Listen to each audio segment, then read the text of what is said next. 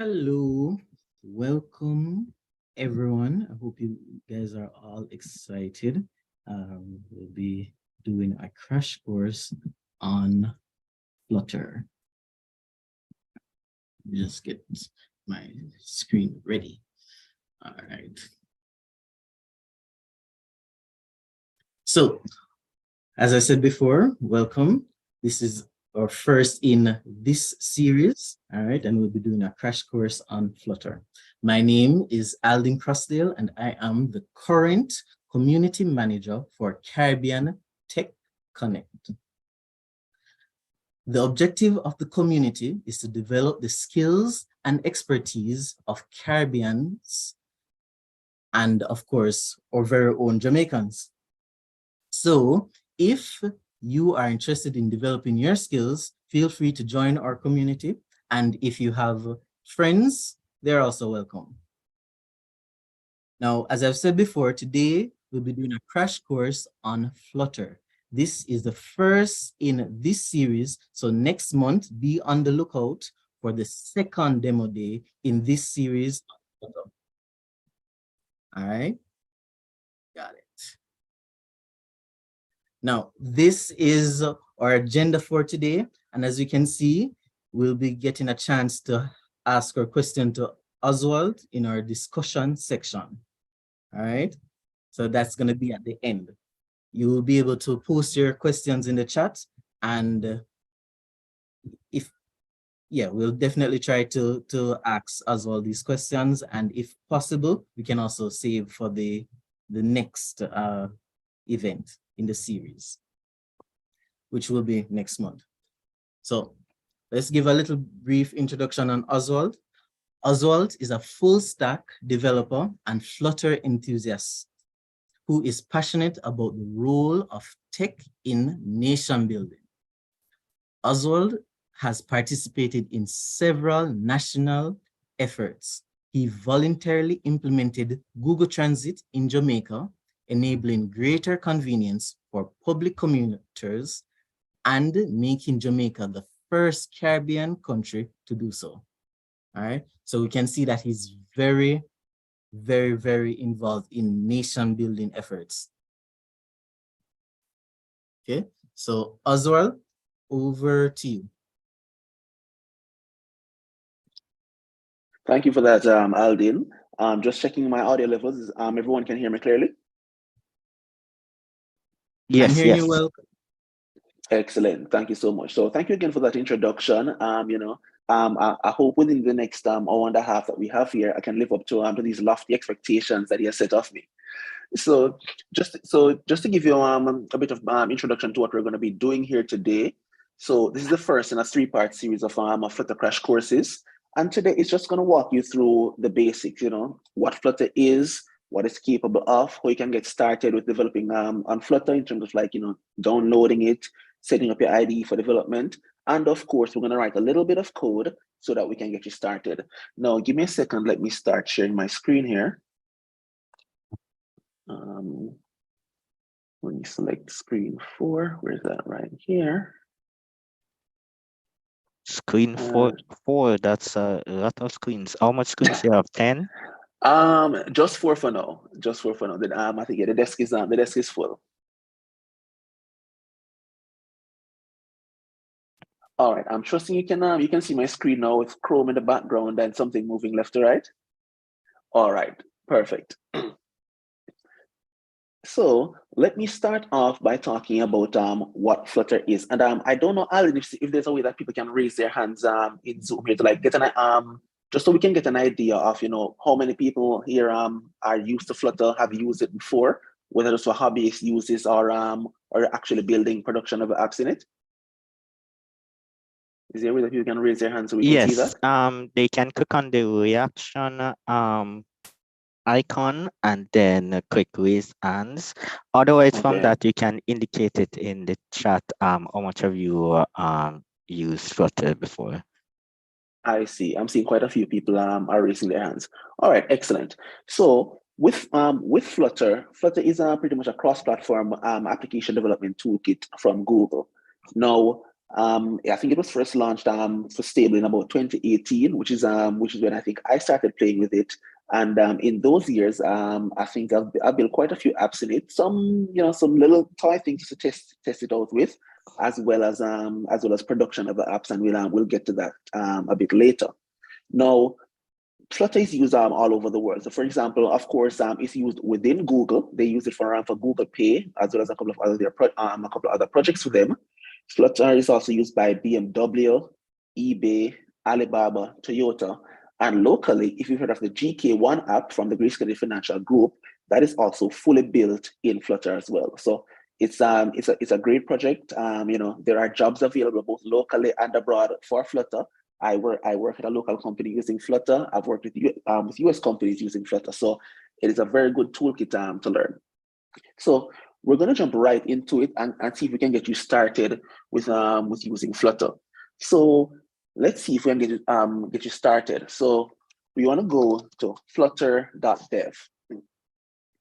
And so that's the official site for Flutter, where you can get it downloaded.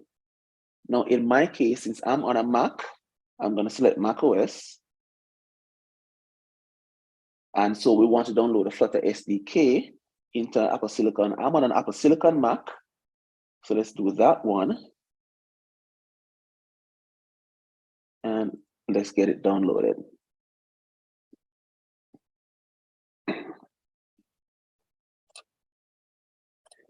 So in the interest of time, I already actually have it pre-downloaded. So you'd see it right here in my Finder. And so I just need to extract this zip file. Let's see that expanding. Yeah, it's almost a gig, so it takes a bit of time. And we'll have this Flutter folder right here. Now, of course, like any good tech person, I don't think I want to keep this just directly there in my downloads folder. So let's see, I have a code folder here. Maybe I'll put it right there. That should be a good location for me. So let me just copy that into my code folder. And that should paste in a couple seconds. Good. And so so this is now our Flutter SDK.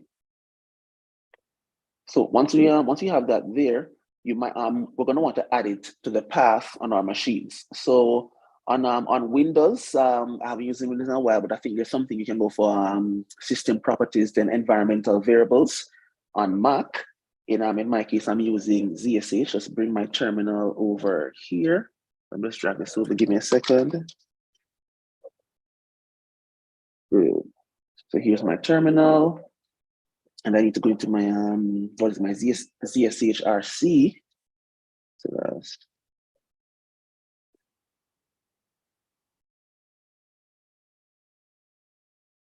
ZSHRC.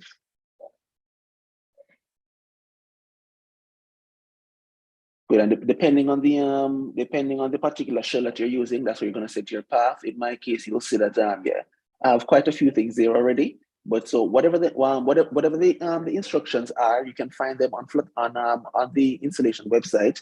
And in fact, let me post that into the chat right now for you guys. That's participants. Let me get a chat, and they will walk you through the instructions to add it to the path for your machine. Now, how you can know that you actually have it ready is that when you type Flutter in your terminal, you should get some commands like this. You should get responses like this. And another thing you can do as well, just to pretty much test out if your Flutter installation is good, there's a Flutter doctor command that you can use to pretty much diagnose any Flutter installation or running issues. So let's see what that looks like. So Flutter doctor, and let's just pass a -v flag for verbose. That gives us even a bit more information. So let that run for a second.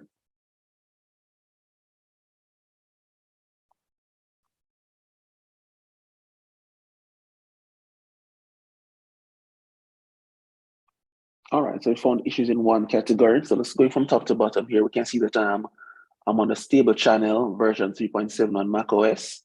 And the actual Dart version that I'm using is version 2.19.0.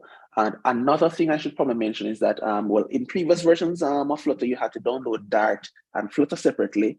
But for some time now, once you download Flutter, it actually contains the Dart SDK. So it's only one download you have to do. Download it, extract it, add it to your path, and test it in your terminal that you have access to it, and you have that. So the Flutter Doctor tools looks for the Android setup, that the Android SDK is downloaded. So we have that there. It also looks if you set up tools for iOS development are there, and it's there for Chrome if you're running it for the web.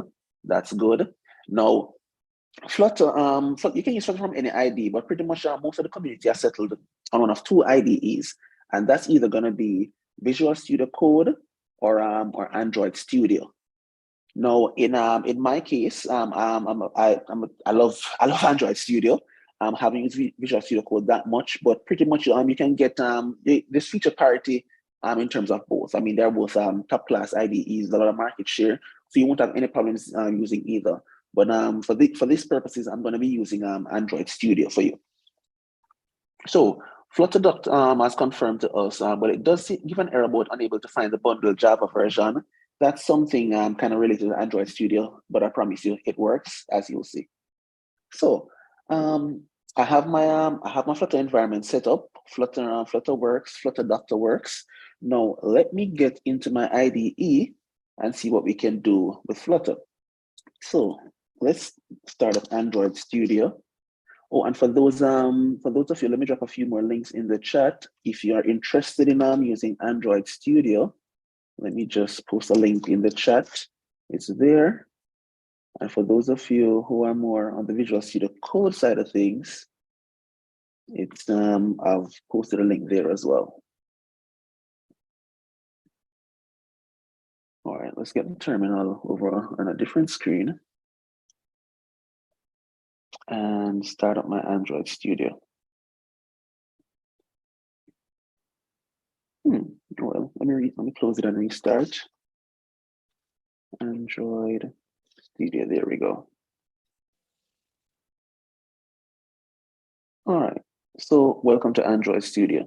So the first thing you're going to want to do is to customize your Android Studio with the Flutter plugin. It's an official Flutter plugin, so you can go to plugins and you can search for Flutter, and you'll see it here at version 3.9 is the official one. You can install it, and it's when you're installing this Flutter plugin, it's going to give you more support for just Dart, the programming language in general, as well as Flutter specific extensions. You'll see more different menu options, different debugging options, different run and edit configurations, that kind of thing. Now, once you install it, you're going to have to restart your IDE. But then once you do, when you come to projects, you'll have this option here where you can create a new Flutter project. And I think that's what we're going to be doing right now. So let's try a new Flutter project. Bring it over here. All right, so we're selecting the version of the Flutter SDK that I'm going to be using. Let's go to next. All right, so let's call it Crash Course. That seems apt.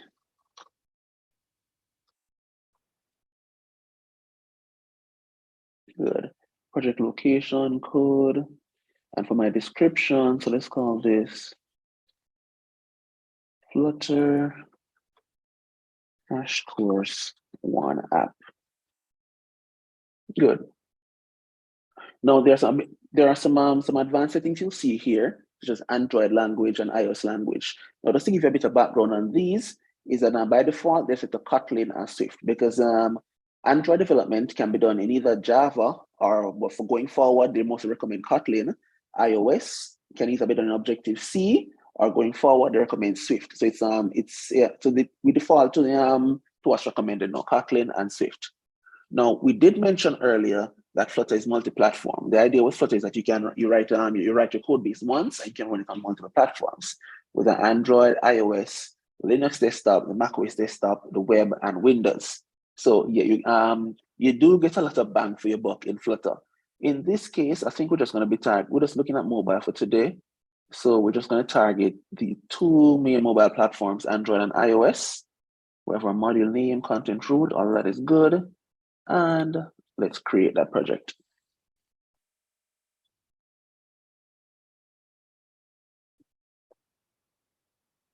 All right, it's working through the Flutter magic.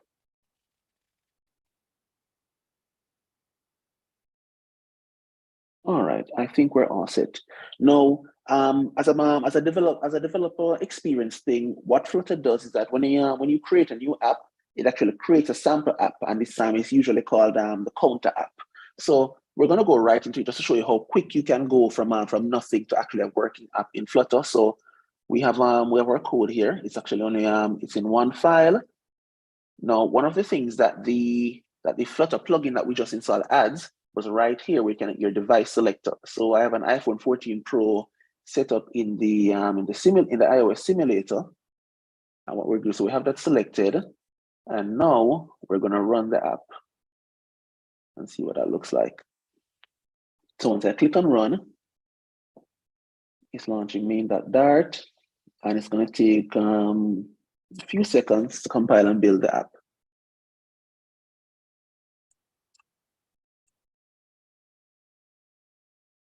And so this is the simulator.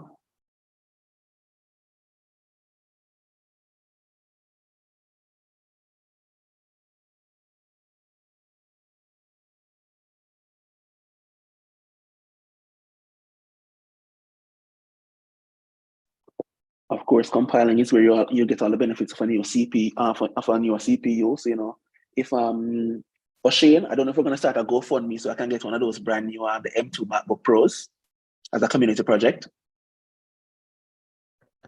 The future will tell. The future will tell. All right. Well, okay, not bad. We got it done in 31 seconds. So it's installing it into the simulator.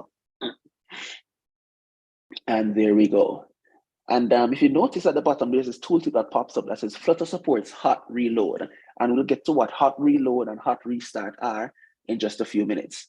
All right, so here we have the Flutter demo app. It's a counter app, and it's called the counter app for a simple reason. You have a title, there's a body right here, and there's a plus button. And if you click on plus, you've pushed the button this many times, 1, you push it again, 2, it's counting. So it's a counter app, and so pretty much what you'd expect, just a simple thing. So that's pretty much a very simple bog standard app that can be created in Flutter. Now, something I want to impress upon you is that when you create a Flutter project, what's happening is that Flutter actually creates 2 different apps. Well, not necessarily 2, but it creates as many applications as your selected target platform. So you remember a few screens back when we were selecting iOS and Android, and we deselected Windows and Linux and Mac OS. So let's look at the project structure over here. So within the Crash Course folder, you'll realize that there's an Android folder as well as iOS. And so, for example, if I were to open Xcode, which is the IDE that you use for iOS development, you can actually open up this Flutter project in Xcode. And in fact, when you're doing certain advanced types of Flutter development, we're doing what's called when you're writing native plugins, that's something you'll have to do. For same thing, if I wanted to use Android Studio to open up the Android side of the project as just an Android project and not necessarily a Flutter project, this right here within the Android folder, it's a fully fledged Android project. So there's something to understand and bear in mind. Now, as a basic part of Dart and Flutter programming, in Dart, all code is going to be in a folder called lib, just by how the language is set up. And then within lib, the entry point is going to be in a file called main.dart, and that's our file right here. Also, all Dart projects have a file called pubspec.yaml. Pub specification, and it's a YAML file. And so what you'll find here is specifications about the name of your app, a description. You remember we had put these in at the start as this is where you store your version information, and it's using semantic versioning. So major version, minor version, patch version, and build number. And so just a while ago when I said it creates multiple app versions. So for example, if you this version number actually gets fed into the Android versioning system as well as the iPhone, the iOS versioning system. This is also where you select what version of the Dart SDK or Flutter SDK you'll be running with. And critically, your dependencies are also listed here within pubspec.yaml. So one dependency is, of course, the Flutter SDK itself. There are a couple of things here like Cupertino icons, because Cupertino icons is an icon set that's used when for some things developing for the iOS, because Apple's headquarters is in Cupertino, California. There's a dev dependencies section where you can list some dependencies that might not serve they're not going to make it into the final app binary, but they're used in development. So for example, the Flutter test, which is used to create the unit testing framework for Flutter. Sometimes there's other development dependencies such as like build runner and so on, a bit more advanced, but in future crash courses we can look at that. Flutter linting. And if you're you know what linters are, they're pretty much they enforce the coding style guide. So the key things to remember here is that in your Dart structure, there's going to be a lib folder where all the code is going to live, and there's a pubspec.yaml that defines your app version and its dependencies. All right. So now let us take a walkthrough of this actual code that's in main.dart. So let me just hide the console here. Go back to main.dart, start at the top and increase the font size just a little bit. There we go. So if you're new to Dart, Dart is pretty much, it has some criticisms, but I think it's if you're used to any modern language, you'll pick Dart up right away, particularly if you're used to JavaScript or, maybe even PHP, C++, it's pretty simple. You're importing your packages, and okay, there's going to be a main entry point, which is main, and then you have a run app. Run app is not Dart specific, but that's Flutter specific. So void main run app is calling the my app class right here, and that's being defined here. So let's start here. Class my app extends stateless widget. Now that introduces us to the first thing we need to look at, what a widget. So you can the Flutter community has this saying where they say everything is a widget. It sounds a bit cliche at first, but as you go forward and you learn the framework and the structure, you realize how good that is when everything is a widget, because what that means is that any part of Flutter that expects a widget, you can put in a widget right there, and you'll see what I mean later. Now, there are two types of widgets, and it's the fundamental Flutter question. If you ever do a Flutter interview, you can be absolutely sure that this question is going to come up in it.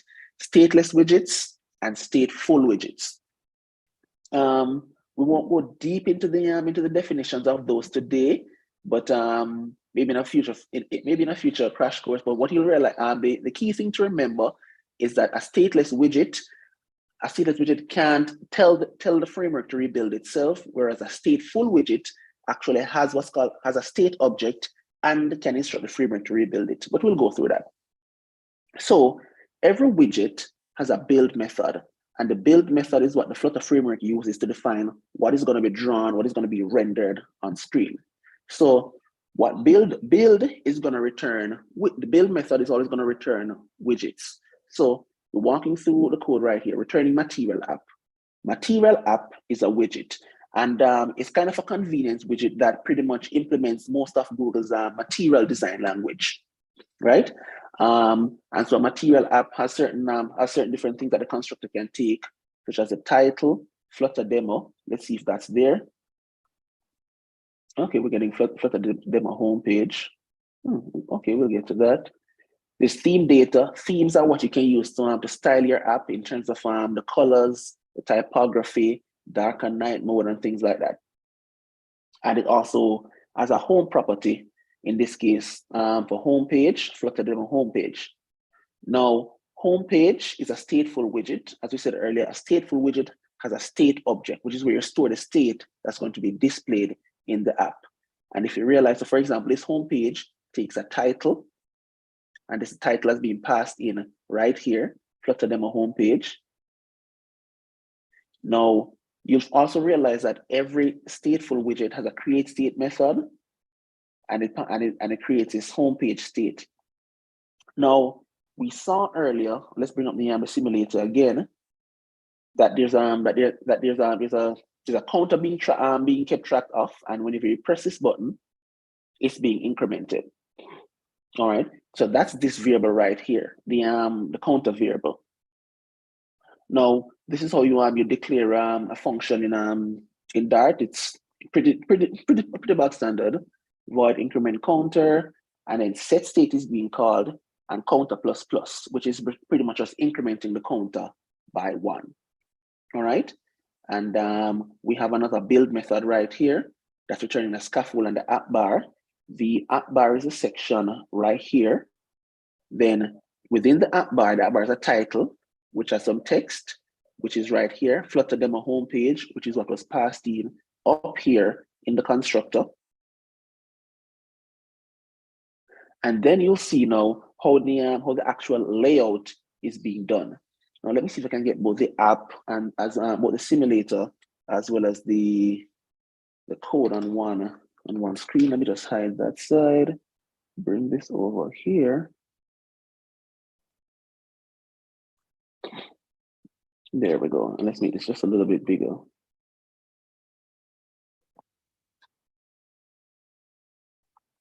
All right, that should do it. So a body takes a center. Now a center is a widget, and it's actually right there in the comment. It's a layout widget and positions it in the middle. So the body has a center widget and has a column. Now column is used to lay out things, laying things out vertically. And a column, you can specify how you want things to be aligned, and the column has children. Now, in this case, the children are some text that says you have pushed the button this many times right here. And then another child of the column is the actual text that shows how much times it has been pushed, right? And then in addition, well, so that's the last child of the column, but the scaffold has a floating action button that's right here, and that's defined here. You've seen floating action buttons before. So for example, if you use the Gmail app on either iOS or Android, that's that thing in the bottom right where you hit for compose, that kind of thing. So all of this is coming from the material library. So you'll see all of this right here coming to 115 lines of code, and a lot of this is comments. So for just a few real lines of code, you get a whole lot of things happening right here on screen. I want to pause right now and take some questions before I go deeper into how we can modify this layout and make some changes and go on. Any questions? If you have any question, you can leave it in chat or raise your hand or unmute and ask.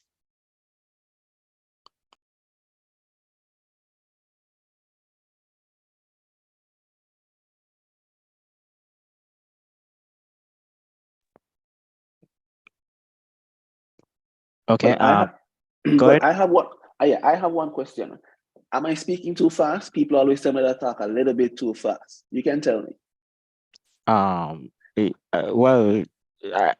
No to me, but I've known you for quite some time. You know me for years. Yeah. The speed is good, not too fast. So okay. Yeah. All right. Okay, so someone asked, do you have any YouTube channels that you would recommend to learn more? You can answer first and then I'll answer after. Go ahead. Yes, there are quite a few, and what I'll do at the end is that I'll get the links and post them in the chats. But yeah, there are quite a few very good ones, all the way from beginner to advanced. Okay. So one of the ones I've pretty much think as we would have mentioned is the Flutter official YouTube channel. So they do a lot of crash course on that YouTube channel, as well as just general demo of the application. They also have like a LinkedIn page, the Flutter community, that you can join, and they also do crash course on that LinkedIn page. And of course, this is one of the challenges that a lot of devs have, including myself. There's also Udemy courses, some really great Udemy courses that you can take. It's a matter of whether you're going to actually take it. So, It's good. Yeah, I've spent so much money on Udemy courses, and I've watched like the first hour of video and never gone back. I think all of us are guilty of that at some Yeah, point. yeah, Yeah, Udemy, Coursera, MITx. Yeah, it's a graveyard of courses. But hey, yeah. here we are. All right, guys. So before we move on, any more questions right here? Yeah. I was wondering, since we imported a library for the material framework, Mm-hmm. could it be that if you so choose, you could like design an app without using the material framework? All Because right, I this realize is. that Oh, go ahead. Mm-hmm. Flutter apps have a certain look, and if you want to be a little bit more creative and go out of the norm, it's Mm-hmm. a bit You're different. quite right. Yeah, this is Stephen, right? Yeah. All right, Stephen, I don't think you realize how good and how timely of a question you've asked. All right, so I think we can go down into a sort of a mini rabbit hole right here. So so I think your first question was can we like not use material and design our own custom look? The answer is that in principle, yes, you can. However, in practice, you'll find that a lot of the things that you want, that you're going to want, are actually contained within the material library. Now, I should mention that in some for some parts of the material library, some of the widgets, they're actually going to render a bit differently based on whether or not you're on iPhone or iOS. So for example, the app bar on iOS renders like this, where it starts at the top and comes all the way down and the text is centered.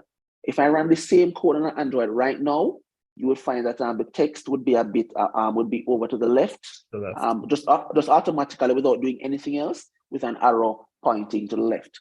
Now, there's literally on a daily basis, over the past month or so, there has been this call within some sections and growing sections of the Flutter community that hey, too much of Flutter is being tied to the material library. And so, for example, you want a button. Yes, there are certain button primitives and so on, but all the types of the user experience stuff that you'd want for a button, it's tied within material and therefore tied to like how material looks with its particular sort of elevation and the ripples and the inkwell splash and so on. So there have been increasing calls as of late, and I'm talking like every day now over the past couple of weeks that hey, they're asking the Flutter team to decouple a lot of this stuff from the material library itself, and so just give us a bit more things that are on style, so that people who want to create their own design language can do so with all of those developer experience goodness that's in material right now, but not being tied to material look and feel.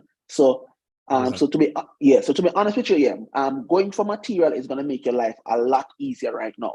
But there's an increased recognition within the community that hey, we can't just have everything be so closely tied to material. Fantastic question. Yeah, thanks much. All right. Yeah, Well, question from the YouTube live. Oh, go ahead, Machine. well, let me add to that.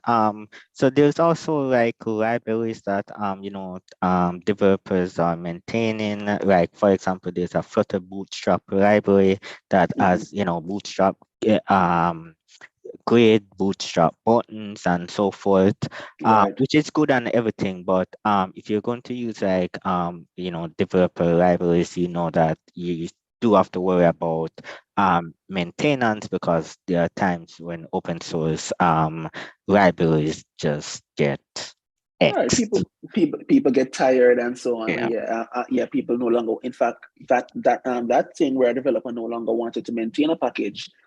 There's a very popular library within the Flutter community called Dio, DIO.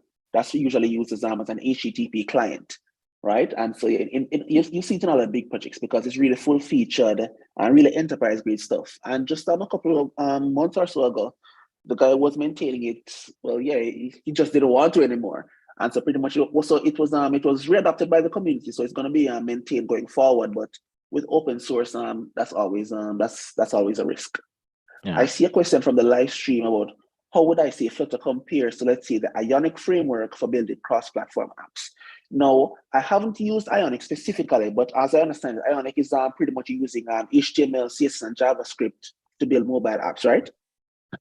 Yes. I'm not necessarily sure if it's still using Cordova, but I know in the past it used to use Cordova to actually generate that APK files and that somewhat native connection, pretty much platform channels to connect the Ionic application to I see. yeah. But I'm not sure if that's still the case. Okay, and I suppose this question will also extend to React Native. So what you will find, so here are the pros and cons. I know at least so even though I haven't used it, but so for React Native, your code logic is going to be in JavaScript. However, remember that neither of the two major app platforms, Android or iOS, are natively are going to allow JavaScript execution within their apps. And so there's this thing that's called a JavaScript bridge that has to be created between the host platform and the app that you have written in whether it's Ionic or React Native or whatever it is. And that JavaScript bridge tends to be something of a performance bottleneck. So that happens. One advantage though, as you'll see from React Native actually uses the actual platform widgets. And by that I mean, so if you're coding on iOS, right? Native iOS development has things like certain iOS buttons and like text views and list views and all of that. And so if with a React Native app, whenever iOS updates, you get access to all of that immediately. Flutter, on the other hand, renders every pixel on the screen. So Flutter really works like a game engine, like Unity or so. So pretty much all of these things that you're seeing on screen right here is being drawn by Flutter itself. And so, for example, if Mac updated their typography to use a different font than this, then Flutter has to go in and make that change within Flutter. Whereas if you're using one of the other frameworks like React Native would actually get all of its would actually pick it up from the system itself because it's using it directly from the system. But that JavaScript bridge, yeah, it makes things a bit more. It's going to make things a bit more difficult for you. So it's pros and cons.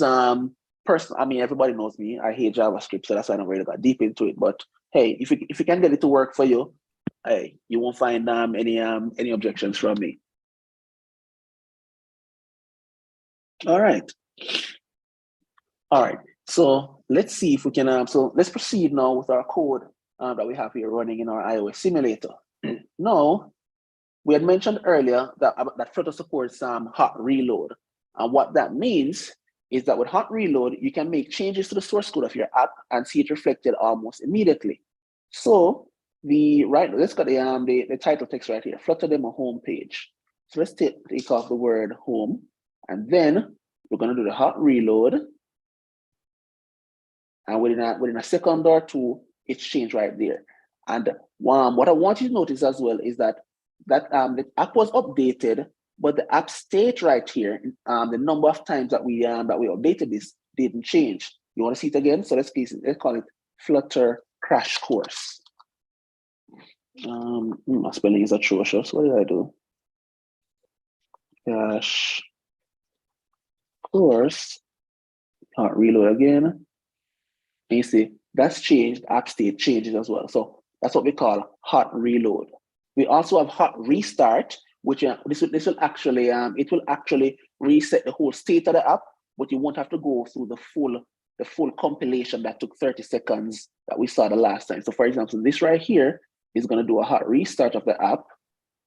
So good, in less than a second, and we're back to basics again, without going through that expensive compilation that you might get to doing on native platforms. I'm seeing a quick okay, somebody's helping out in the chat. Thank you for that. So that's what so that's hot reload and hot restart. So seeing that Flutter makes it so easy to make these changes, how about we go ahead and experiment with a couple of changes of our own. So we're going down here. So let's dig into the code a bit more. Let me hide the console. Here we go. So we see that we have a function here called increment counter that's pretty much as you'd expect, it's incrementing this counter variable right here. But what is how is this increment counter getting called? It turns out that right here, the floating action button, it carries an unpressed method that's calling increment counter. Another thing to notice is that the floating action button also has, it also takes an icon as well as a tooltip. And how the tooltip comes in is pretty much for your users. So if you press and tap, the tooltip comes around and says increment on the screen, which is what we defined right here. So Flutter crash course, I want to make some changes. So instead of just counting how many times you push the button, how about we count, let's say, how many people are in the chat? All right, I'm seeing here that we have about 29 participants. So let's change that to right here.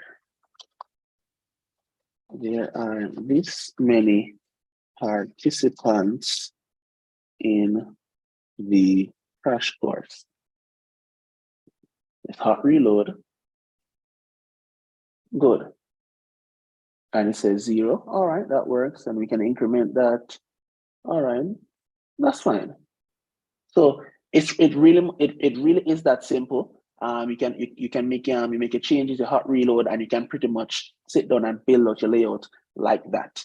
Now, I don't like how now this text here is a little bit small. There are this many participants, especially considering you know how many words it is.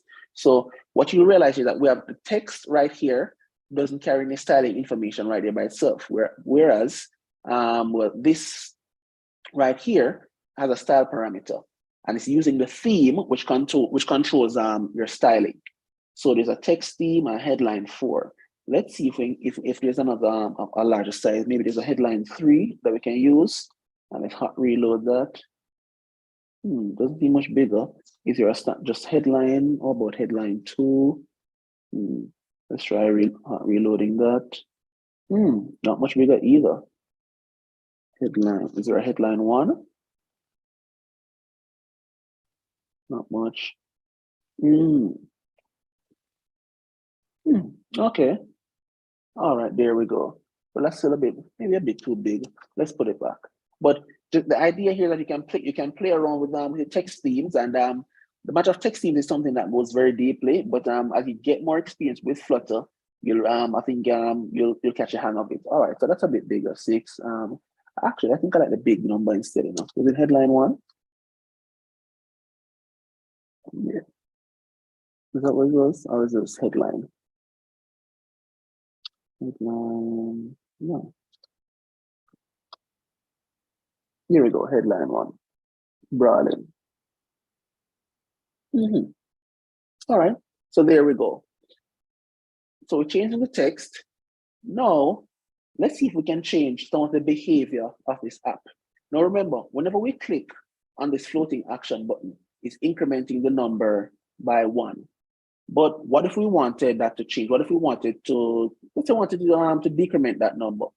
So we can just go to the definition for this function here. So instead of counter plus plus, let's try minus minus, and that should decrement it. Let's hot reload. And if you click on the plus, now it's actually counting down. So you see, hot reload doesn't just work for you when you're making textual changes. The actual code logic, is supported by your hot reload as well. So we're clicking the same button, and there it is. Now, I don't think it's right that a button is decrementing when the icon says plus. So let's change that icon. So icons that add. What's the name of that one? Should it be subtract? Do we have that? Or is it icons that minus? Don't know what it should be. All right, so Kimon is making a suggestion in the chat. Say, add another button that decrements and keep the plus button. I think that's a fantastic idea. So let's do just that. So let's put this back to icons that add.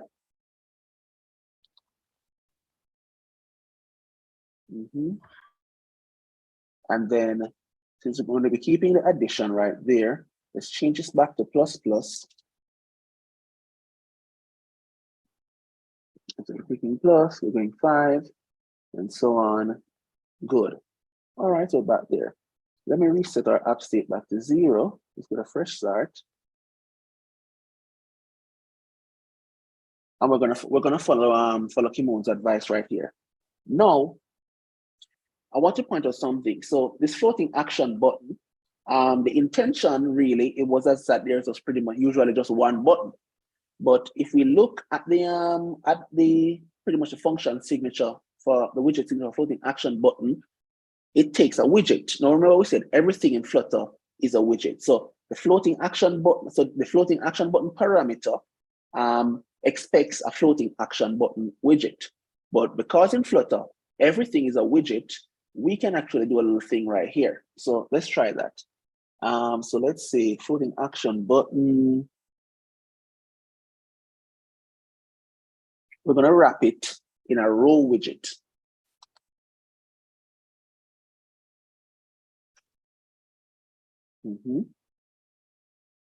And then the children of that row are gonna themselves be now the actual floating action buttons. So let's do that. Floating action button. I have another one. So let's copy it. But this layout isn't as nice as we would particularly like. Because what's happening here is that rows by default, they're gonna start and paint from left to right. Now, both rows and columns take an alignment property, and well, actually 2 alignments. So there's a main axis alignment and a cross axis alignment. Now, rows run from left to right. So that's the main axis is horizontal. For columns, it's the opposite. So within this row, we're gonna add a main axis alignment property. Main axis alignment, and we're gonna say main axis alignment dot center. And if we hot reload, I think that looks much better for us right there. So we have our 2 buttons plus, well, both of them are doing the same thing. So I think we should change that. So the first one here is incrementing. So I think we want the second one to do a decrement. So what that means is that we're gonna have to pass a different function to the unpressed handler for the second floating action button over here.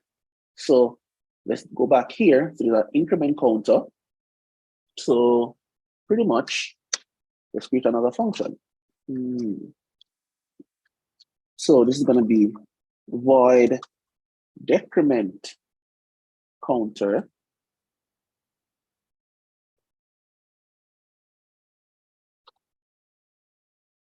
And then we're gonna make a call to set state.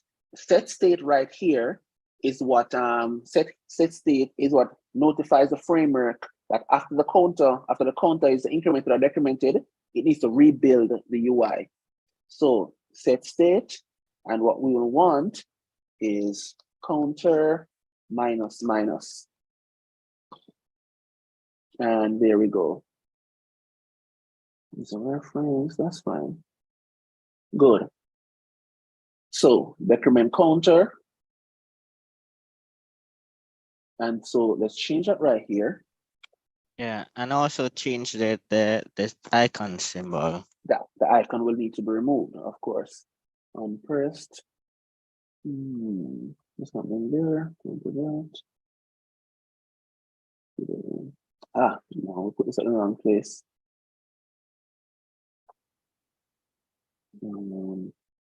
Let's format this properly.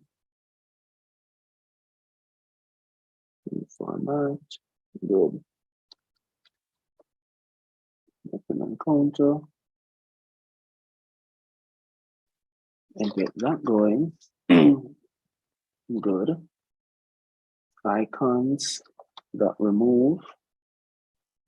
Someone posted that in the chat. I think it was Kitaka. Shout out for that, Kitaka. And let's do a hot reload now. Good. So we have plus and minus. Let's test if they work. So plus, we're going up 14, minus, We're going all the way back down.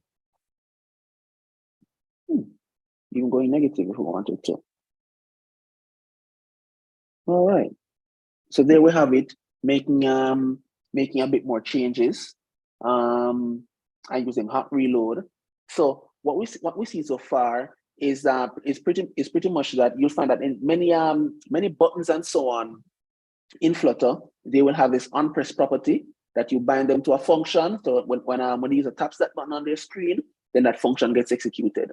That also tends to be the case for if you're navigating based on a button, you'd make a call to the navigator to actually get that done. So let's see what else we can do. So we have our floating action buttons. Oh, we should change the tooltip right here as well. It should say decrement. Let's hot reload that. And if we press and hold, we get decrement there, good. And here it goes to increment. All right, that works. That definitely works. Plus and minus on the Flutter crash course. All right, now if we notice here, by default, this all the widgets are taking on this blue background color, both the app bar as well as the floating action buttons. And that has been defined somewhere up at the top. I think the theme.primary color object. Let's see where we can find that. Here we go. So in the material app, the primary swatch has been set to blue. Let's see what it would look like in green. And you see changes automatically. Or what does red look like? I think the Flutter red, I don't particularly like it. Nah, it's just too, let's just go back to the blue is pretty neutral. So yeah, that works for us. And so this is another thing about the whole much of the material design language, where pretty much, you can set certain things at a global level, and everything below that is pretty much going to inherit from that, in terms of color, text style, sizing, the fonts, the spacing, and that kind of thing. In terms of spacing, how about we put a little bit of spacing between this text right here, as well as and the actual count. So there's a simple widget we can use right here. This many participants. Oh, we're gonna call it well, there is one called, I normally use size box, but and then we can try spacer. So size box, and it takes a height parameter. So let's try 50. And putting a comma right there. This is not to be const. No.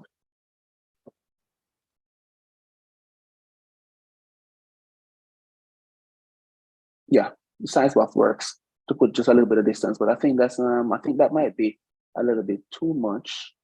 Let's try that in let's try about 40 for some of the spacing. It's not too much. 30. Now that I think about it, probably look better the way it was before. Let's see what 15 looks like.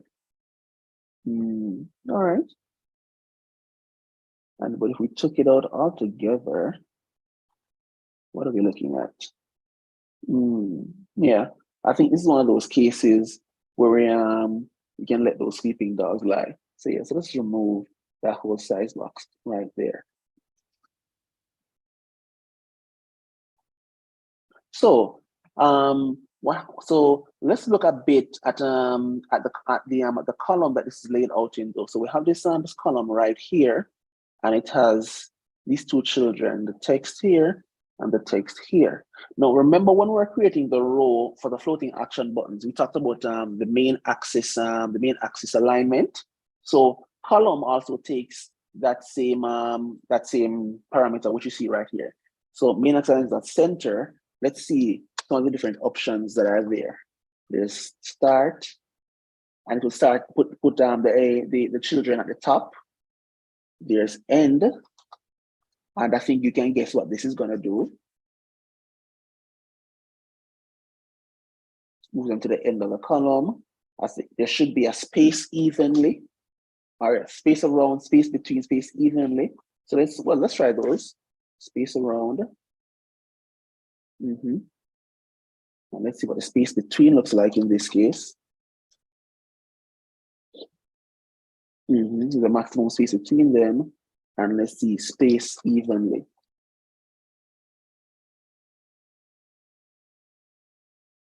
So there's even space between the two children. But all in all, I think I want to return to the center. That looks good for us.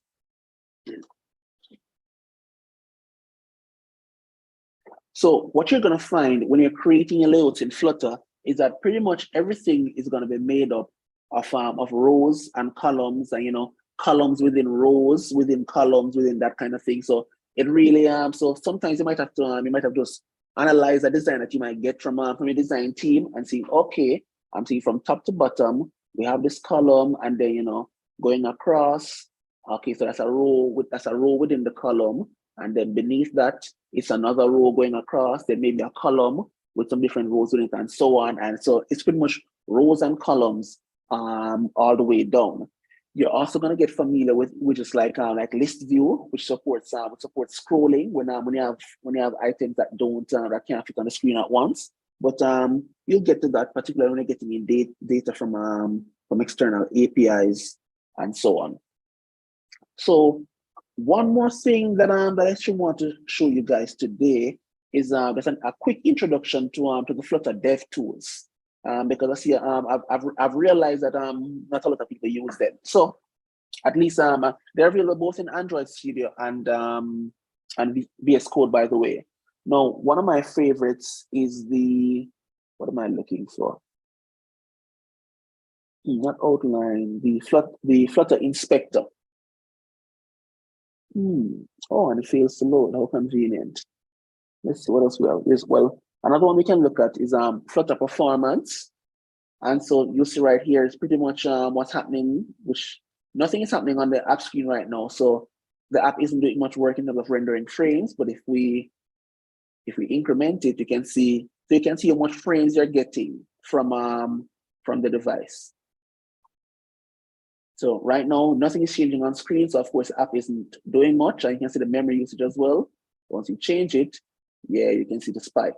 There is a limit right here for it shows where the 16 millisecond line is. And I think that's because Flutter is targeting a rendering time of 60 frames per second. So you can get these smooth animations and so on. And each of these is a frame.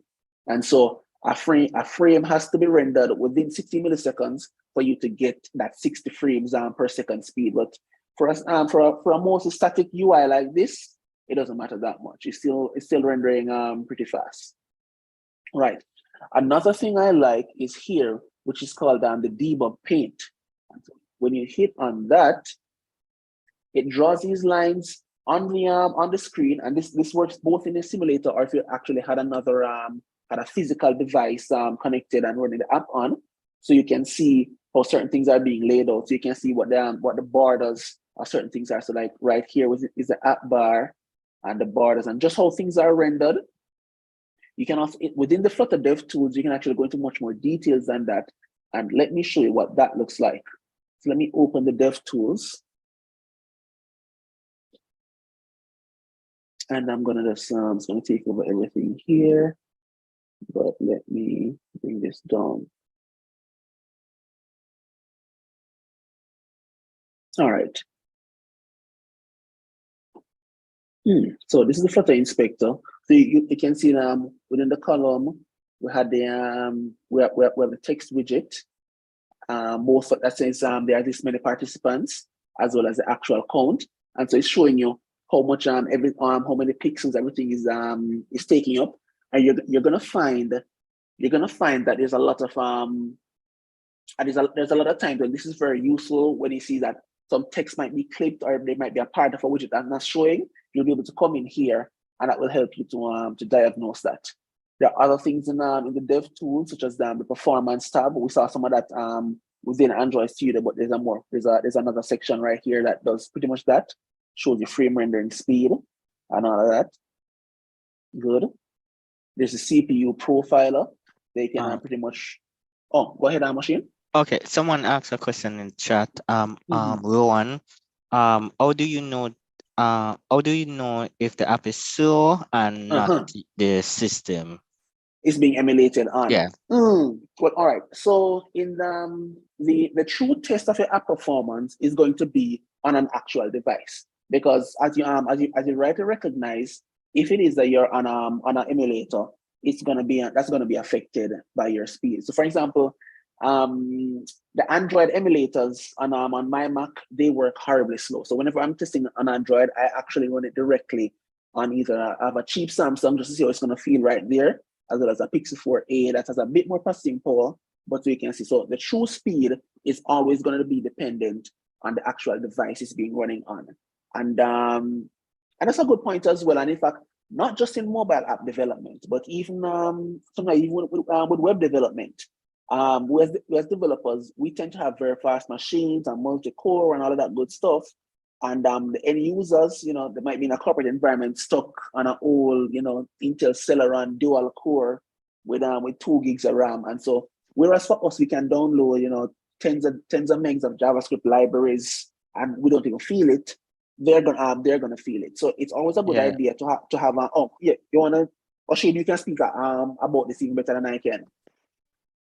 Well, I'm going to was adding, I've seen where I build something works extremely fast, go to the different people office like business enterprise application, and they're running on like a 2 megabyte down internet and it's moving slow, and I'm like, well, it's working fast for me.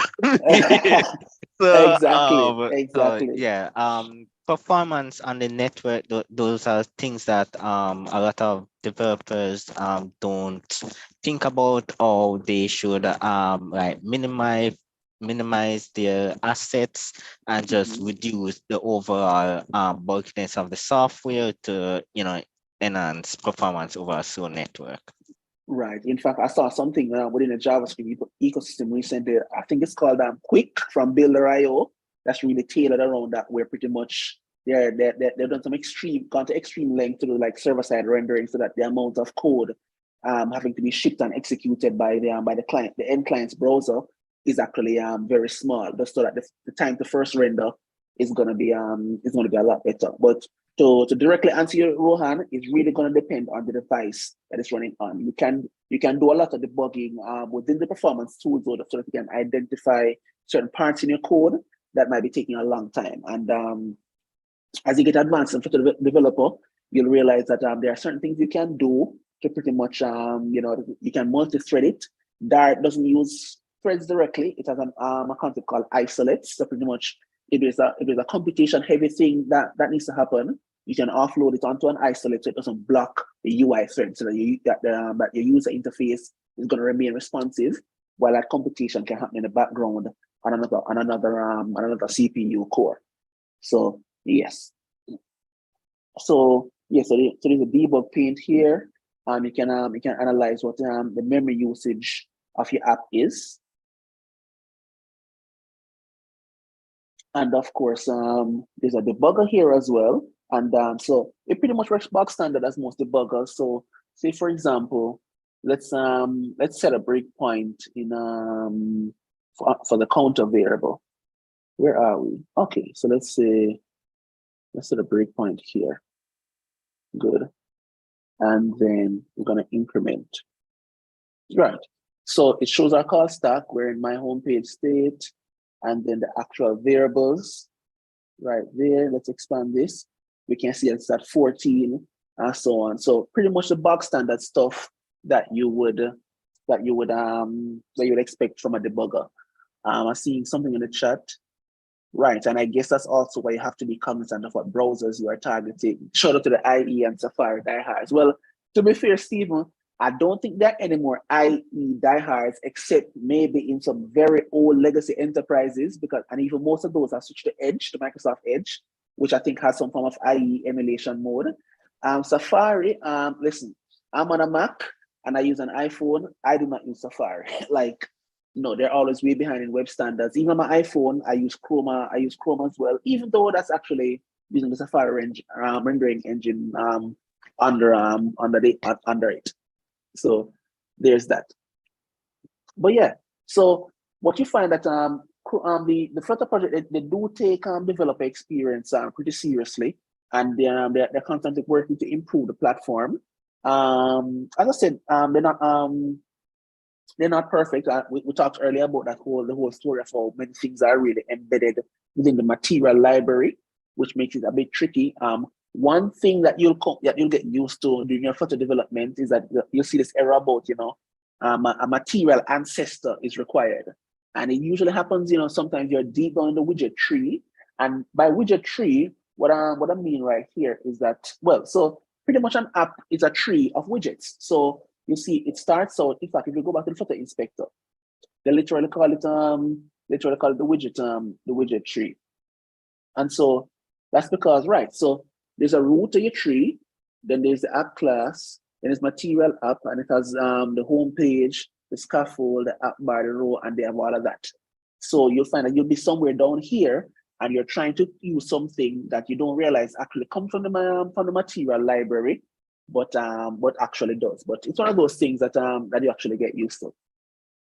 So guys, I think in terms of the content that we're going to show today, I think we've pretty much covered it. You've seen, you've got a quick intro to what exactly Flutter is, so you can get started with Flutter development in terms of downloading the SDK and setting up your IDE. Now, now it's time we want to take some questions. All the questions that you've had. Let me see, what do you have?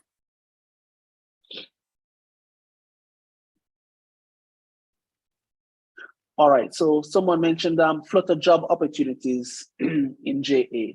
Yes, yes, they are. So I mentioned that so for example, the Grace Kennedy Financial Group, if you've seen the GK1 app, so pretty much if you have people sending you Western Union transfers, you can actually so how that works is that you have that app and you sign up, you get a prepaid Visa card, and with that card, you can actually, if people send you remittances via Western Union, it actually can get loaded directly onto the card. And it's a standard Visa card. You can swipe it, spend it on Amazon, use it in point of sale, whatever. That app is built on Flutter. And I actually work on that app. So yes, we do have quite a few Flutter developers working there. And I know there are quite a few other companies. I think they're called Keys. That's a real estate app that they show houses for sale and for rent in Jamaica. I understand that they're a Flutter shop as well, and there are also Flutter job opportunities overseas as well. All right. Rohan says, I really appreciate the section about the debug and inspector tool. Thank you, Rohan. Yeah, it really comes in useful for me as well. Jean-Marie Luke Price, what are some projects you would recommend for practice or putting onto a portfolio? Well, I'll tell you. One of the ones that I did that actually got me quite a bit of attention was that during lockdowns and curfew, I built a curfew app. So pretty much, I saw we were on you'd be on Twitter all day and people were asking questions like, what time is curfew? What time curfew starts and so on. And I'm like, there needs to be an app for that. So I had this app, the JA called JA Curfew, that pretty much when you open it, it was a single screen and it was pretty much there's a countdown. It will tell you, okay, for this day, curfew started at this time and it's going to end at that time.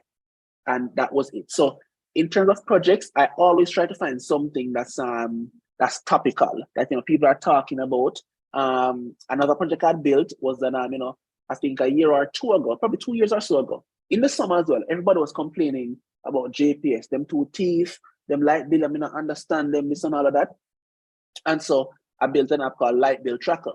And pretty much what that was, you could pretty much go, if you had a JPS smart meter, you could go to your smart meter, enter in the reading of it, enter in a reading of your last bill, and it would calculate what your JPS bill was as at that day. And so yeah, we got a lot of attention for that as well.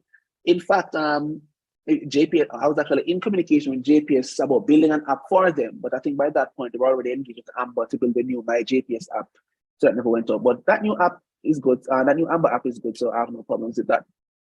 So to wrap that up, try to look for projects that are topical, that people are talking about, the type of thing that can get you some attention. But even if you can't think of anything, just build some quick apps, build a to-do app, something. Here's one. Here's a free idea.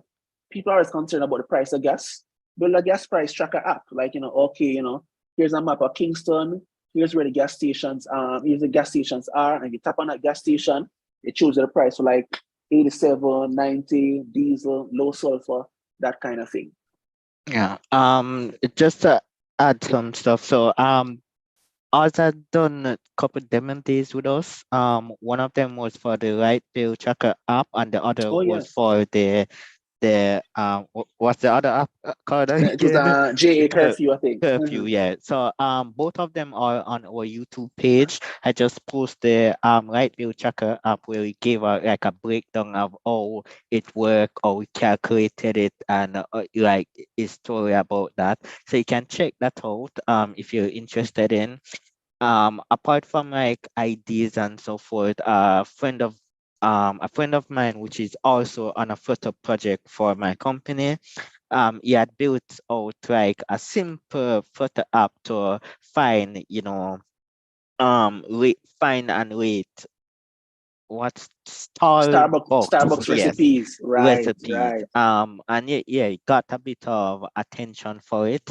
So just like even things that you find like nagging and you want to solve it or so forth, create a project around it, whether it's a Flutter project that connects to some API. Yeah, just build and put it out there. People will notice because everyone has like a similar problem, similar, taste and so forth. So you find that, okay, once you put something out there, someone will, like it or say, oh, good job and so forth. So yeah. Right. Kamari mentioned in the chat that you can use an Android app called Flutter Shark to see apps on your phone that are built using Flutter. Yes, that's true. Flutter Shark will tell you that. And there's another thing. There's another thing you can use as well. So I don't think it works on iOS. On Android, you'll find that I think if the 2-finger scroll versus 3-finger scroll, it works a bit differently in Flutter than it does in native Android apps. I think 3-finger scroll is supposed to be very fast, but on Flutter it isn't, if I remember right. I'll have to double check that and maybe talk about it in the next crash course. But yeah, you can see that. Kimon is asking, if you were to learn Flutter from scratch all over again, what would you do differently? I think, what would I do differently? Well, here's what I did well. I did quite a few projects, but I think I would have done a bit more projects because listen, and this applies to much more than Flutter. This programming in general. It's one thing to read about it, and it's one thing to do tutorials. Do the tutorials, but you have to build. You don't understand app development or any type of programming until you're building your own project that you care about. You understand? So it's one sometimes you can follow tutorials and get trapped in what's called tutorial hell. Oh yes, follow tutorials. So do those, but have your own project that you are building, and that is going to force you to learn things that you didn't realize that you didn't know. So that's my number one tip. Build your own project. And in fact, I need that Starbucks app because my girlfriend, she's a total Starbucks addict, and she's always telling me, oh, I need this frappe, lanche, grande, mocha, venti, and I don't know what she's talking about. So yeah, I need that app. All right. Let's see. In fact, funny thing about the curfew app. So and so this is something you need to get used to as well. So remember, with mobile apps, you have to get them deployed into the respective app stores, and the app stores have to approve your app before they publish it. You will find that Google is a lot more liberal and permissive in what they do. So for example, I had the app JA Curfew. I was able to publish it to the Google Play Store, all of that, no problems. With Apple said no. They're not publishing any curfew app unless it's coming from a government organization. So you kind of get used to that with Apple in that they tend to be a lot more stringent in terms of like the design of the app and the functionality and just things like that. So it's just one of those things that you get used to. So I was able to use Test Flight, which is Apple's test environment, to publish the app, but they wouldn't publish it on the major app store. So just things like that. Kimona said, what has been your experience, if any, with generative AI and Flutter, helpful or not? I haven't played around with ChatGPT as much as others. In fact, just the other day, I was doing some work on a platform channel, and I asked ChatGPT, and it gave me a pretty good answer. So yeah, it works, and I've seen where people I know have recommended it. So hey, if it can help you, give it a shot. Kamari is saying, which state management library, block, report, or GetX would you recommend? All right, state management. So state management is the biggest, I don't know if I want to say controversy, but the biggest, it's a very spirited debate within the Flutter community, right? And so state management is pretty much, managing an app state. So, okay, it's pretty simple. We have set state and that works. So you just have the single screen and so on. But when you have, multiple screens at multiple levels of the tree, where is state stored? How do you access it from different screens and so on? So now, there are quite a few of them. There's one called Block, business logic components. That's the one I'm most familiar with and use. You also hear people talk about Provider, which is extremely popular, or you might hear them talk about Riverpod, which is also created by the guy who created Provider, and he says he's migrating people from Provider to Riverpod.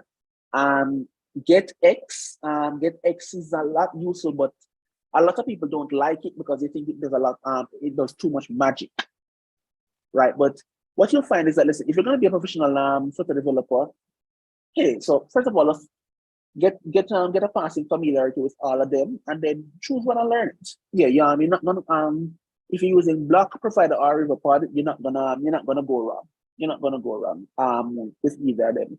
There's also stuff that's built. All of those are external libraries, by the way. There's stuff that's built into the Flutter framework, such as what you call value notifier, change notifier, inherited widget, and inherited model that don't require external packages. But I think you will find that in practice, most people are either using Provider, Block, or Riverpod. So you'll find that. So for my recommendation, I like Block, and it's one I've used the most. But if you're using Provider or especially Riverpod, you should be fine as well. All right. I think we can take one more question before we wrap up. Any more?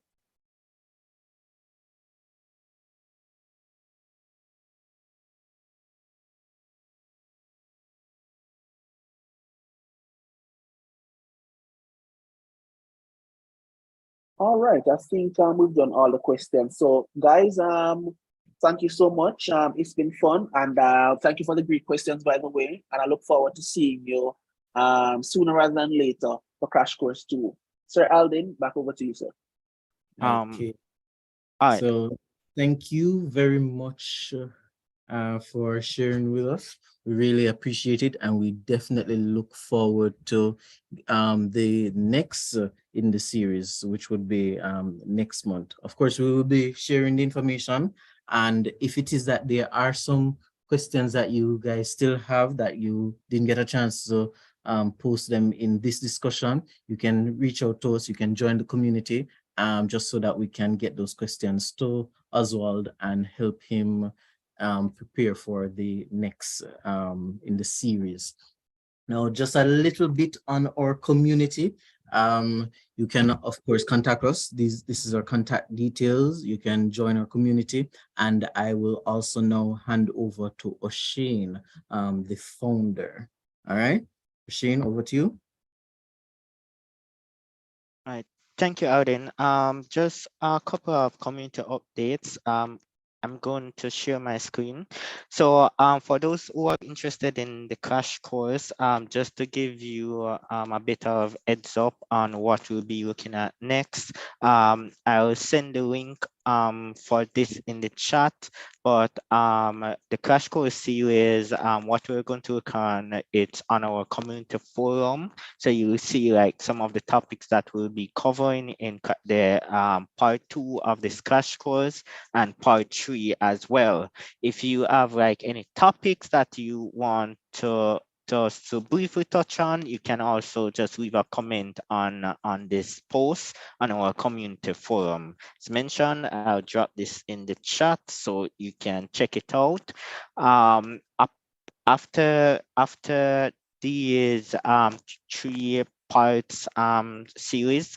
What we'll be doing is hosting a Flutter workshop that will be most likely in August or September. Once we finalize all of the dates, we'll be sending it out in our community chat as well on meetup.com. Yes, you probably seen a lot of tabs. I'm a 100 of tabs type of guy. So apart from this, we are looking to kickstart our demo day series.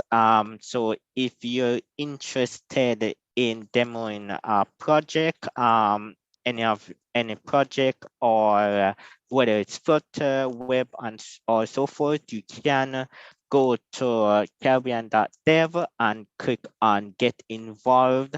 It will show you different aspect, or you can get involved, whether by sharing your knowledge, being a volunteer, or instruction on how to join the community. And of course, there's always donate. So, and all of the events will be posted on our Jamaican developers community meetup, and this recording will be posted on our YouTube page. So I'll send all of those information in the chat as well as in the community, the Zoom chat as well as in the community chat. So with that said, everyone, thank you very much for participating and all of the engaging questions. And that's it for today. Take care.